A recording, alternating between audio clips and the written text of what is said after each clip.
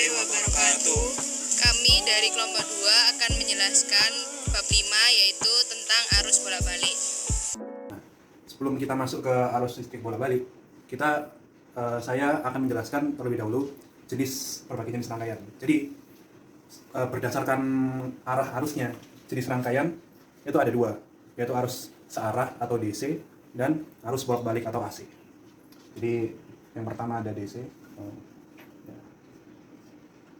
atau arus searah.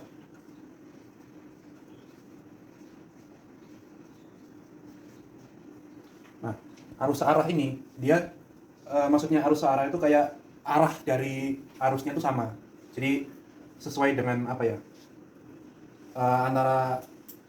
antara satu rangkaian ini dia punya satu arah yang sama. Jadi misal saya punya arus yang arahnya ke sini. Nah, kemudian untuk yang di kabel yang sini arahnya segini. Arahnya ke sini. Jadi maksudnya searah tuh dia tidak berpindah-pindah arah atau tidak berlawanan arah. Nah, contoh dari arus searah ini adalah seperti baterai, sel volta, dan lain-lain. Kemudian ada arus bolak-balik atau arus AC. Nah, atau arus bolak-balik.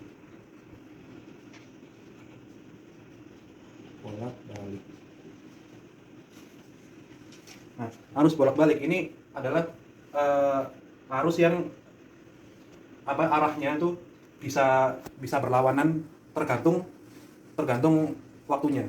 Jadi dia bergantung terhadap waktu. Nah, ini kan kalau arus searah itu dia arahnya akan terus sama tanpa memperdulikan waktunya.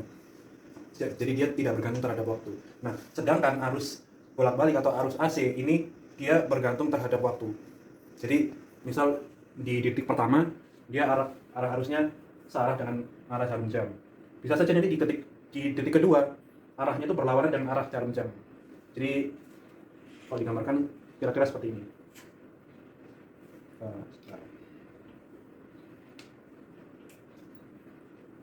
Seperti ini. Dan juga seperti ini. Jadi dia tergantung waktunya. Ini berlaku juga di sini. Nah, contoh dari rangkaian arus bolak-balik ini yang paling sering kita temui yaitu adalah PLN yang terdapat di PLN yang biasa kita gunakan untuk menyalakan TV, menyalakan lampu, mencas HP dan lain-lain. Dan untuk perbedaan antara arus DC dan arus AC kalau digambarkan dalam kertas itu dia perbedaannya di sini di GGL-nya. Jadi kalau DC itu dia semacam dua garis lurus seperti ini yang panjangnya berbeda. Ini yang sisi yang lebih panjang ini menandakan kalau dia muatannya positif, sedangkan yang pendek ini negatif. Nah, sedangkan pada arus AC dia jadi kita tidak bisa menentukan kutubnya, dia kutub positif yang mana, kutub negatif yang mana. Jadi untuk rangkaian AC jika digambarkan, gambarnya kan seperti ini, GGL-nya. Jadi dia berbentuk sinusoidal seperti ini. Ya, jadi sesuai dengan pengertiannya, pengertian dari arus DC dan AC. Kalau DC ini arah dan tegangannya tuh sama sepanjang waktu. Jadi arahnya tidak berubah-ubah. Jadi dia mau 1 detik, 2 detik, ataupun 3 detik, arahnya tetap sama. Dan jika digambarkan dalam grafik itu konstan gitu, kayak garis lurus. Jadi seperti ini.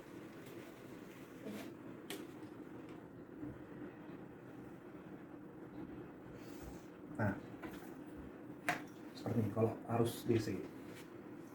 Sedangkan kalau arus AC ini dia arah arusnya dan tegangannya itu berubah setiap satu waktu. Jadi kalau digambarkan dalam grafik itu dia kayak ganti-ganti gitu. Jadi kayak gini. Nah, membentuk suatu garis sinusoidal. Jadi maksud dari grafik ini apa?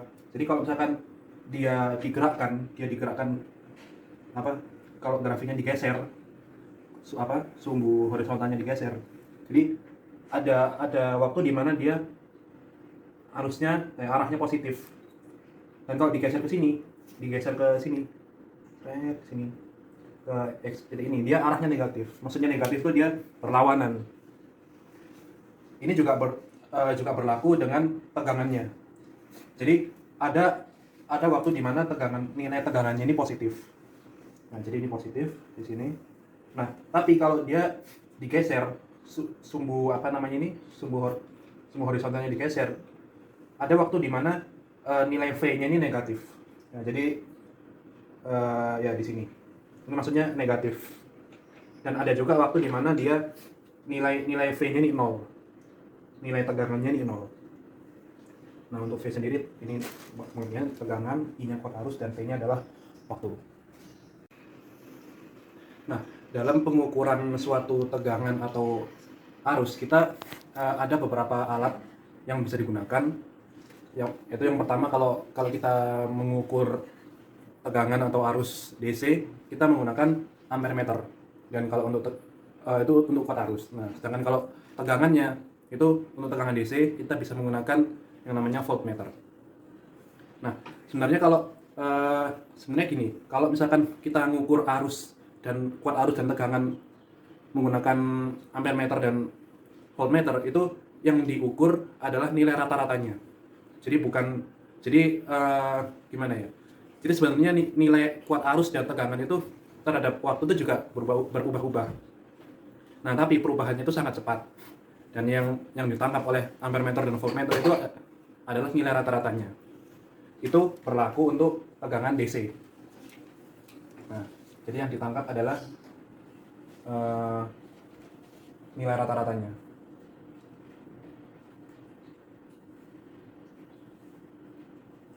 Nah, sedangkan untuk rangkaian AC itu digambarkannya seperti ini. Jadi merah ini saya nyatakan sebagai V, yang merah ini V. Merah ini V, sedangkan yang biru ini kuat arusnya atau ampernya. Nah, ini kan nilainya kan selalu berubah-ubah. Jadi kadang dia positif, kadang dia negatif. Nah, kalau diukur menggunakan ampere meter atau voltmeter, dia rata-ratanya akan bernilai 0. Ya, jadi ini kan nilainya kadang positif, kadang negatif. Jadi kalau diukur rata-ratanya nilainya 0. Maka dari itu ada sebuah alat tersendiri untuk mengukur nilai kuat arus dan tegangan pada rangkaian AC yang disebut sebagai osiloskop. Nah, jadi ini tampilan layar osiloskop. Ini osiloskop. Nah, jadi untuk kalau osiloskop dia tampilannya seperti ini, seperti grafik seperti ini. Nah, kalau osiloskop ini dia mengukur nilai kuat arus dan tegangannya itu menggunakan nilai efektifnya. Jadi bukan nilai rata-rata tapi nilai efektifnya. Nilai efektif. Kenapa yang dicari nilai efektifnya? Karena kalau yang dicari ini ada nilai rata-ratanya, maka ini angkanya akan selalu 0. Jadi ini 0. Nah, osiloskop sendiri itu yang gambarnya seperti fungsi sinus yang seperti ini. Itu kan dia kan menunjukkan titik maksimum dan minimumnya atau maksimumnya. Nah, sedangkan yang kita cari adalah nilai efektifnya. Nah, terkadang untuk menganalisis itu kayak agak ya sulit gitu loh. Nah, untuk memudahkan analisis terhadap besar arus dan tegangannya, diciptakanlah suatu diagram vektor yang dia tuh yang vektor vektor dan besar vektornya dan arahnya tuh dapat berubah-ubah terhadap waktu. Nah, besaran itulah yang dinamakan dengan diagram fasor. Nah, pengertian fasor sendiri itu besaran yang vektornya atau arah vektornya itu dapat berubah-ubah terhadap waktu. Jadi kayak apa ya? Nah, ini saya tulis dulu. Nah, fasor sendiri itu pengertiannya adalah besaran yang arah vektornya dapat berubah-ubah terhadap waktu. Jadi gini, dalam diagram ini itu sudut antara garis horizontal dengan arah vektornya ini adalah fasenya. Saya misalkan theta, ya kan? Nah ini, theta ini adalah fasenya. Jadi kalau misalkan dalam suatu grafik yang seperti ini, nah semakin kalau saya tarik ke sini, ini kan fasenya kan semakin besar. Nah, sedangkan sudut horizontal ini dia melambangkan T. T ini waktunya. Jadi kalau fasenya semakin besar, maka waktunya juga semakin besar. Nah, otomatis kalau fasenya semakin besar karena ini grafik sinus, maka sudut fasenya ini juga akan semakin besar seperti ini. Nah, misal menjadi seperti ini. Nah, ini anggap aja V2. Nah, seperti ini. Dan ini arah vektornya ini dia diputar berlawanan terhadap arah jarum jam. Nah, saya teruskan lagi. Nah, sekarang kita ke diagramnya. Nah, arah vektornya ini dia panjangnya ini dia mewakili tegangan dan kuat arus maksimum yang di sini. Nah, ini maksimum ya.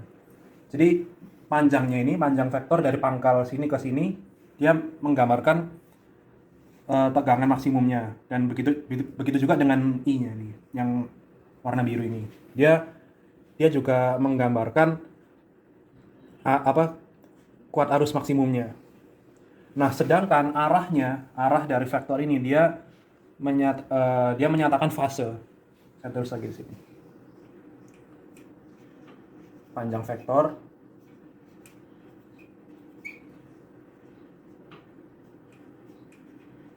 Nah, panjang vektornya ini dia menggambarkan kuat arus dan tegangan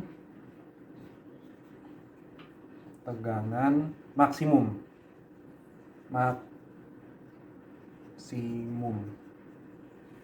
Sedangkan arah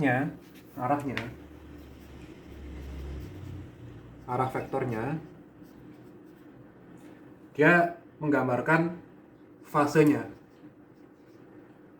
Fase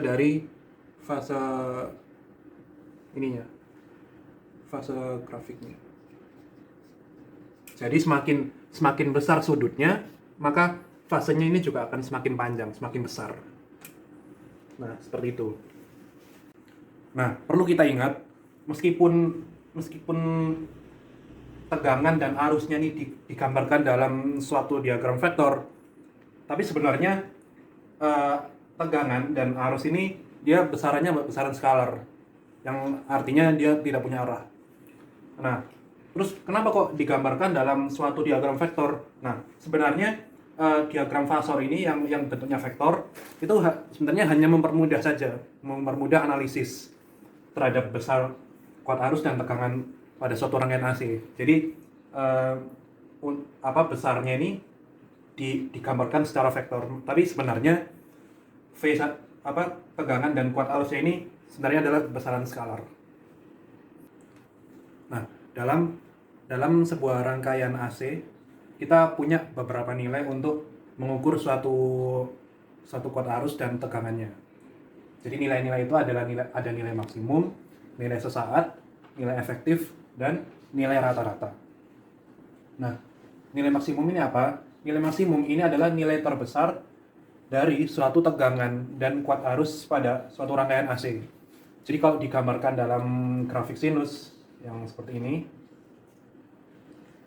nah nilai maksimum itu berada di puncak atau di lembahnya. Dari satu grafik sinus ini Nilai maksimum adalah nilai yang berada di puncak atau lembah suatu kurvanya ini. Nah, kalau nilai sesaat itu adalah nilai nilai dari kuat arus dan tegangan pada selang waktu tertentu. Jadi pada ini kan garis horizontalnya dia nyatakan waktu. Nah, pada suatu selang waktu, saya gambarkan dari sini ke sini. Nah, ini saya gambarkan waktu A, pada waktu A, yang ini waktu B. Nah, selang nilai sesaat dari A dan B ini adalah selang waktu nilainya dari sini ke sini. Jadi kayak apa ya? Yang dicari itu adalah nilai yang ada di sini aja gitu. Nah, saya tulis dulu, maaf ya. Nah, nilai sesaat ini adalah nilai suatu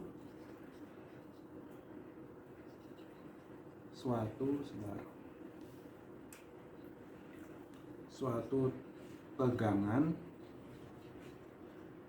atau kuat arus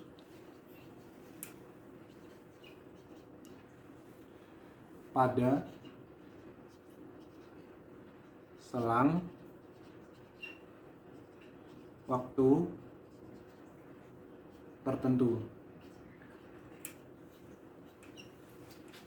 Nah, nilai sesaat ini bisa dirumuskan sebagai seperti ini. V, ini untuk tegangan ya, sama dengan V maksimum dikalikan sin omega T. Jadi omega ini besar sudut, tapi dalam bentuk radian, dan T ini adalah waktunya. Nah, ini untuk nilai sesaat. Nah, tadi nilai sesaat itu rumusnya ini ya, untuk tegangan yang ini, sedangkan untuk yang kuat arus yang ini. Sebenarnya sama aja, cuma yang membedakan adalah di sininya yang maksimum dan yang sesaat. Selebihnya sama. Nah, untuk omega sendiri tadi ini kecepatan sudut. Nah, tapi perlu diingat kalau kecepatan sudut dari omega ini sendiri satuannya masih radian per second. Nanti jadi kalau misalkan jadi sudah dikalikan T, misal ada soal yang dia meminta nilai sesaat nih. Nah, jangan lupa setelah dikali T itu ini satuannya diganti menjadi derajat sehingga tidak menjadi radian per second lagi. Ini kecepatan sudutnya masih radian per second. Radian per second. Untuk T-nya waktu. Nah, kemudian ada nilai efektif. Nilai efektif ini sebenarnya apa ya? Dia tuh kayak nilai yang pengaruhnya sama dengan nilai tegangan dan kuat arus pada rangkaian searah. Jadi sebenarnya kalau apa ya? Kalau rangkaian bolak-balik ini nilai tegangan dan kuat arusnya itu benar-benar tidak bisa ditentukan. Nah, maka dari itu kita untuk mencari apa ya, nilai yang bisa dikatakan nilai pasti itu kita menggunakan nilai efektifnya. Nah, untuk nilai efektifnya sendiri ini V dari V maksimum dibagi akar 2, berlaku juga untuk kuat arusnya. Kuat arus efektif sama dengan kuat arus maksimum per akar 2. Nah, sedangkan maaf. Kita berlanjut ke nilai rata-rata. Kalau nilai rata-rata ini sebenarnya sama kayak nilai maksimum, cuma nilai rata-rata ini dia kayak dibuat sama dengan nilai tegangan dan kuat arus pada rangkaian searah. Nah, kalau rumus nilai rata-ratanya sendiri ini berbeda, sedikit berbeda. Jadi seperti ini. VR ini R-nya rata-rata maksudnya, sama dengan 2V maksimum per Pi, dan I-nya juga sama. I rata-rata sama dengan 2I maksimum per Pi. Nah, untuk keterangannya bisa dibaca di sini. Nah, ini adalah contoh soalnya. Sebuah voltmeter dan ampermeter dihubungkan pada suatu rangkaian AC. Berdasarkan hasil pengukuran, tegangan dan arus yang terbaca berturut-turut adalah 300 volt dan 5 ampere. besar tegangan efektif dan arus maksimum pada rangkaian tersebut adalah. Nah, yang diketahui dari soal ini yaitu tegangan dan arus yang terbaca adalah 300 volt dan 5 ampere. Nah, yang terbaca ini, yang 300 volt dan 5 ampere ini adalah tegangan dan arus efektifnya. Nah, jadi bukan tegangan maksimumnya, tapi tegangan efektifnya. Diketahui V efektifnya 300 volt. Dan kuat arus efektifnya 5 ampere. Nah, yang ditanya adalah besar tegangan efektif dan arus maksimum pada rangkaian tersebut. Nah, karena untuk tegangan efektifnya ini sudah diketahui di soal, yaitu 300 volt. Jadi tegangan efektifnya langsung saja 300 volt karena sudah diketahui di soal. Nah, sekarang kita mencari kuat arus efektifnya. Nah, kuat arus efektif sendiri rumusnya yaitu kuat arus maksimum per akar 2. Nah, sedangkan kuat arus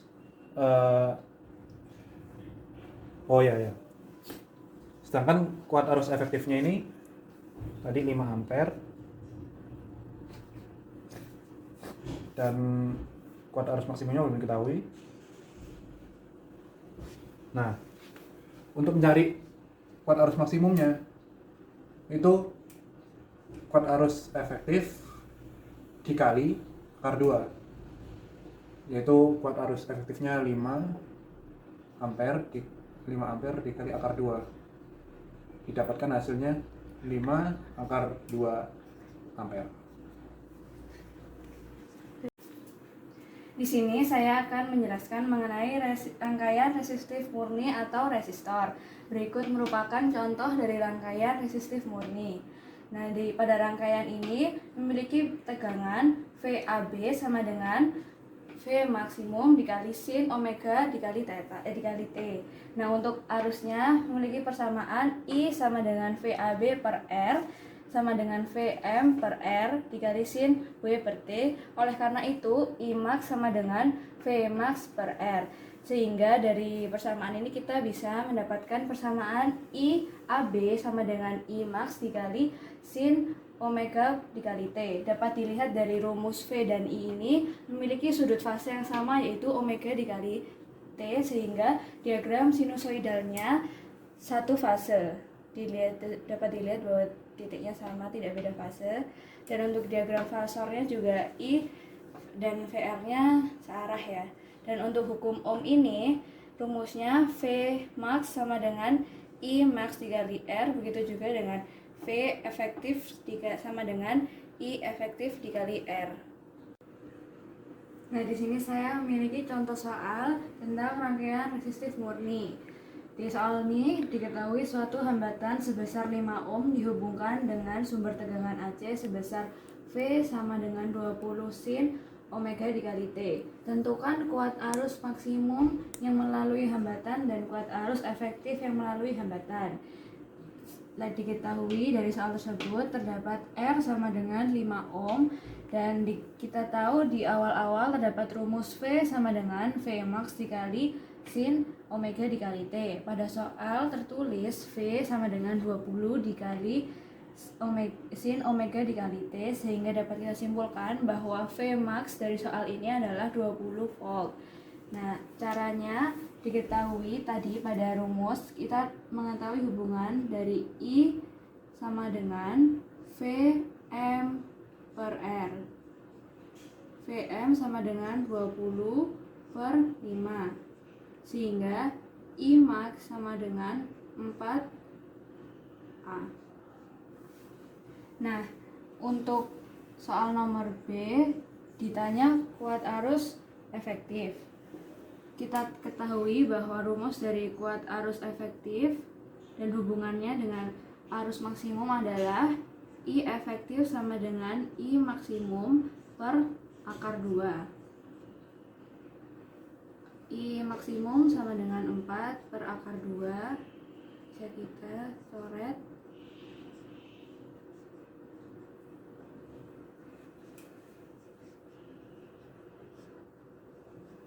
Hasil akhirnya I efektif sama dengan 2/2A.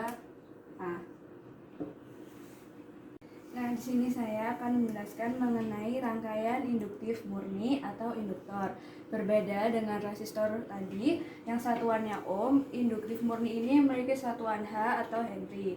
Dapat dilihat ini merupakan contoh dari rangkaian induktif murni. Di sini terdapat lilitan yang merupakan induktor. Saat arus berjalan melewati rangkaian ini, menyebabkan arus memiliki keterlambatan terhadap tegangan yang membuat persamaan arus menjadi I sama dengan I max dikali sin kurung omega T min 90 derajat. Nah, sementara pada tegangan rumusnya sama seperti resistif murni tadi, yaitu V sama dengan V max dikali sin omega dikali T. Dapat dilihat dari kedua persamaan ini terdapat beda sudut fase sebesar 90 derajat sehingga menyebabkan diagram fasornya menjadi seperti ini dan diagram sinusoidalnya kurang lebih seperti ini. Dapat dilihat di sini V-nya berjalan lebih dahulu dan I-nya memiliki keterlambatan sebesar sudut fase 90 derajat.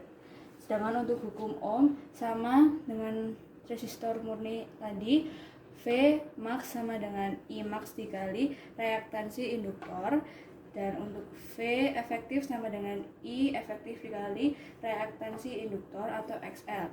XL sendiri ini memiliki rumus X reaktansi induktor sama dengan omega dikali L atau sama dengan 2 pi frekuensi dikali L.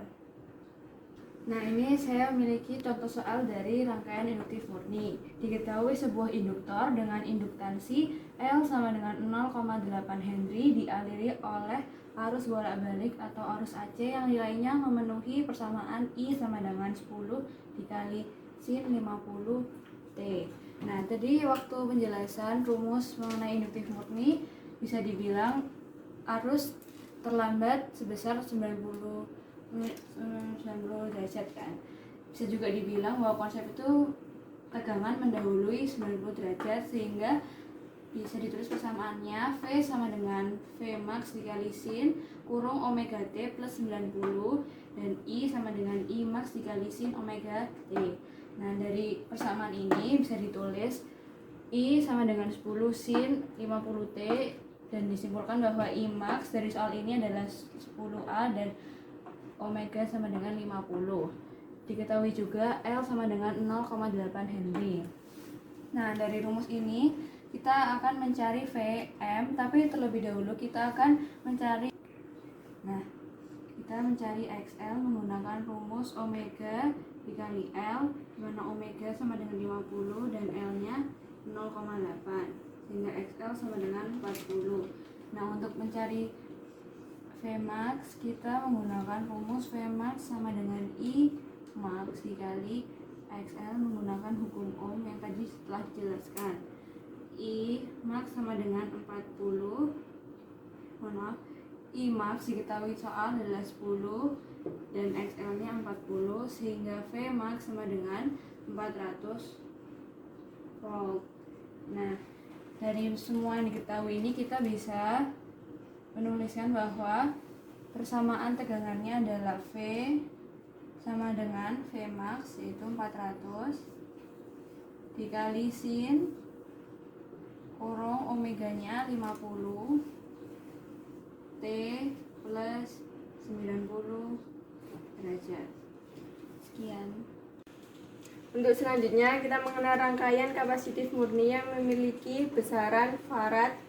Nah, untuk mencari tegangan dari ujung kapasitornya yang hanya mengandung C, di sini misal kita ada titik A dan titik B, maka VAB-nya adalah V max dikali sin omega T.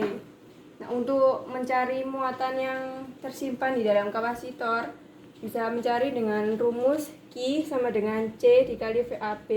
Nah, VAB ini bisa dimasukkan dengan rumus yang tadi, yaitu menjadi C dikali V max dikali sin omega T, di mana C adalah kapasitansi kapasitor yang biasanya diketahui di soal atau ditanya di soal.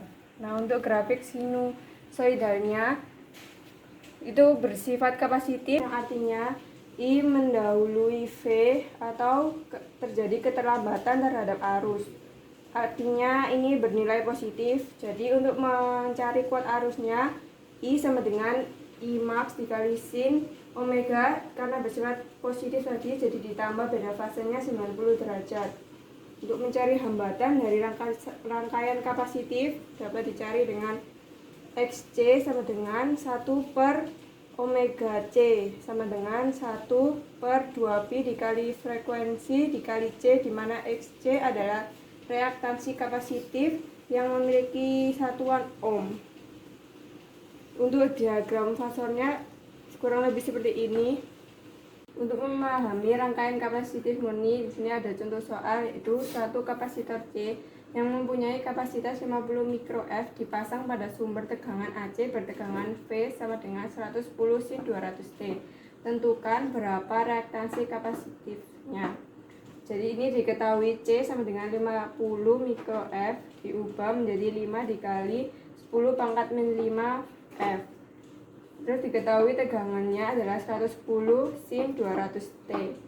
Jadi dari persamaan tersebut diketahui Vmax-nya 110, omeganya 200.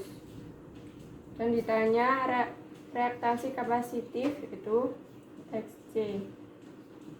XC mempunyai rumus 1 per omega dikali C 1 per 200 dikali 5 dikali 10 pangkat min 5 sama dengan 100 ohm. Untuk selanjutnya kita masuk ke rangkaian seri RL. Rangkaian seri RL yaitu rangkaian gabungan antara resistor dan juga induktor. Gambarnya seperti ini, ada R dan juga L. Selanjutnya untuk grafiknya, VR ada berada di bawah dan juga VL mengarah ke atas, dan juga sebelah sini ada resultan yaitu V-nya. Untuk total hambatannya atau impedansi dirumuskan dengan Z sama dengan akar R kuadrat ditambah XL kuadrat. Jadi untuk mencari impedansi harus mencari XL-nya terlebih dahulu, seperti rumus yang sudah dijelaskan di materi sebelumnya. Untuk kuat arus I sama dengan V per Z. Dan untuk tegangan sumber atau resultan, V sama dengan VR kuadrat ditambah VL kuadrat. Dan untuk beda fase di sini ada cos V. Mencarinya yaitu sama dengan rumus Pythagoras, yaitu sami, jadi samping VR per R per V, atau bisa juga menggunakan tan, yaitu VL per VR. Atau jika diketahui XL, R dan juga Z-nya, jadi cos V-nya jadi R per Z, atau tan-nya menjadi XL per R. Selanjutnya rangkaian seri RC. Rangkaian seri RC yaitu rangkaian gabungan antara resistor dan juga kapasitor. Gambarnya seperti ini, ada R dan juga C. Selanjutnya untuk grafiknya seperti ini, VR dan juga VC-nya ke bawah. Kenapa VC-nya mengarah ke bawah? Karena VL dan juga VC berlawanan arah. Jadi ini untuk resultannya. Dan untuk rumusnya sama, hanya berbeda di bagian XL dan juga XC. Jadi impedansinya akar R kuadrat ditambah XC kuadrat. Kuat arusnya tetap. Tegangan sumber V sama dengan VR kuadrat plus VC kuadrat. Dan beda fasenya juga sama, cos V sama dengan VR per V. Selanjutnya ada rangkaian seri L dan C. Rangkaian seri L dan C merupakan rangkaian gabungan antara induktor dan juga kapasitor. Gambarnya ada seperti ini, ada L dan juga C. Dan untuk grafiknya seperti ini. Karena grafiknya dari VL dan juga VC itu berlawanan, jadi VL mengarah ke Y positif dan juga VC mengarah ke Y negatif.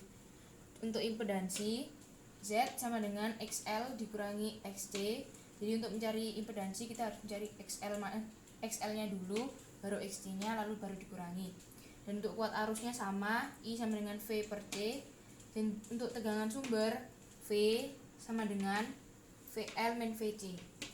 Nah, untuk rangkaian seri LC ini memungkinkan terjadinya resonansi. Resonansi itu di mana XL sama dengan XC. Kenapa memungkinkan terjadi? Karena ada R dan juga C. Selanjutnya ada rangkaian RLC murni, yaitu rangkaian RLC seri. merupakan rangkaian gabungan antara resistor, induktor, dan juga kapasitor. Jadi ketiga rangkaian digabung menjadi satu, yaitu R, L, dan C. Ini diagram fasor untuk hambatannya, dan berlaku impedansi dengan satuan ohm. Z sama dengan R kuadrat ditambah XL min XC kuadrat. Dan juga berlaku hukum ohm di sini, Vmax sama dengan Imax dikali Z. Ini ada diagramnya untuk rangkaian RLC seri seperti ini. Untuk rumus kuat arus sama seperti sebelumnya, yaitu I sama dengan V per C, dan di sini yang membedakan juga tegangan sumber. V sama dengan akar VR kuadrat ditambah VL min VC kuadrat. Dan untuk beda fase juga sama, yaitu cos V sama dengan VR per V. Selanjutnya kita ke contoh soal. Di sini ada rangkaian gabungan RLC. Soalnya tentukan A impedansi rangkaian dan B tegangan maksimum dan juga kuat arus. Yang pertama kita tentukan impedansi rangkaian. Sebelumnya kita cari XL-nya dulu, yaitu omega kali L. Oke, 125. Karena ini di sini masih milih Henry, kita jadikan Henry. Jadi dibagi 10 pangkat dibagi atau 10 pangkat minus 3. Jadi ini langsung 0,032 sama dengan 4 ohm. Selanjutnya kita cari XC sama dengan 1 per omega C. 1 per omega 125.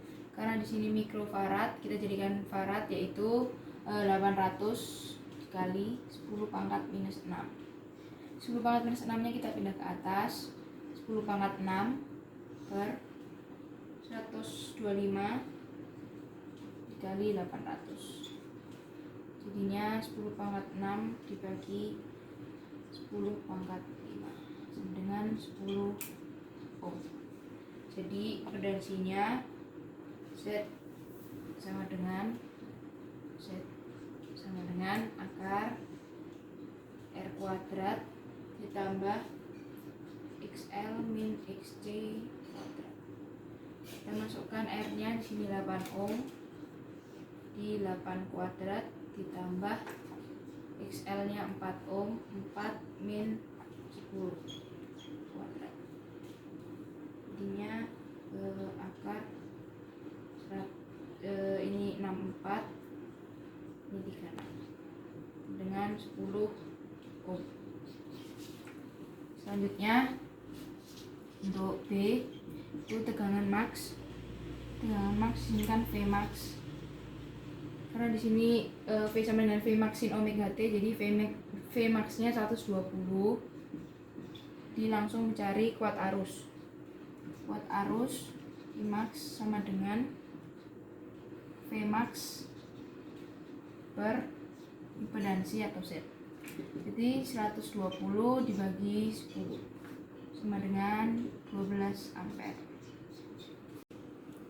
Selanjutnya ada resonansi rangkaian RLC.